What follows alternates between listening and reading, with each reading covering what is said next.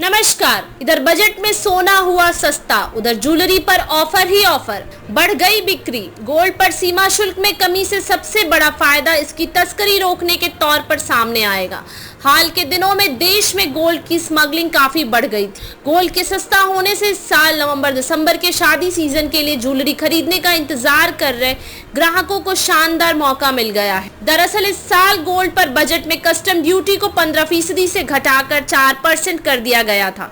इसके बाद सोने की कीमतों में गिरावट का सिलसिला शुरू हो गया, जिसके बाद ज्वेलरी सस्ती होने का इंतजार कर रहे लोगों को मौका मिल गया। वहीं ज्वेलर्स ने भी ग्राहकों को लुभाने के लिए ऑफर से लेकर अलग अलग तरकीबों को आजमाना शुरू कर दिया है। ज्वेलर्स ने सोने के आभूषणों को मेकिंग चार्ज पर 20 से 40% तक छूट की पेशकश करनी शुरू कर दी है।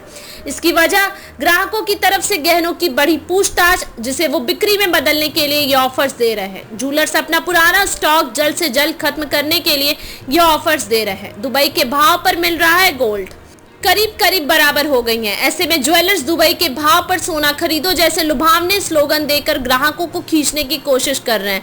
वैसे भी सोना सस्ता होने से ग्राहकों की संख्या में 60% तक इजाफा हुआ है। ऑफर्स के अलावा भी दूसरे तरीकों से ग्राहकों को दुकान तक लाने में संभावित जीएसटी बढ़ोतरी का दांव चला जा रहा है। ज्वेलर्स कह रहे हैं कि सोने और चांदी की कस्टम ड्यूटी में कटौती की भरपाई करने के लिए सरकार सोने और चांदी की मौजूदा जीएसटी दर को 3% से बढ़ाकर 9 से 10% तक कर सकती है। वहीं जीएसटी दर को 3 से बढ़कर 5% किए जाने की बात जानकर भी कह रहे हैं गोल्ड की तस्करी होगी बंद। हालांकि गोल्ड पर सीमा शुल्क में कमी से सबसे बड़ा फायदा इसकी तस्करी रोकने के तौर पर सामने आएगा।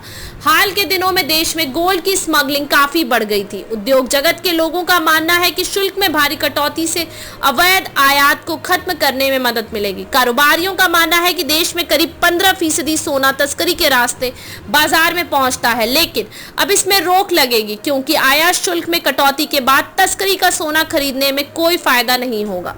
धन्यवाद।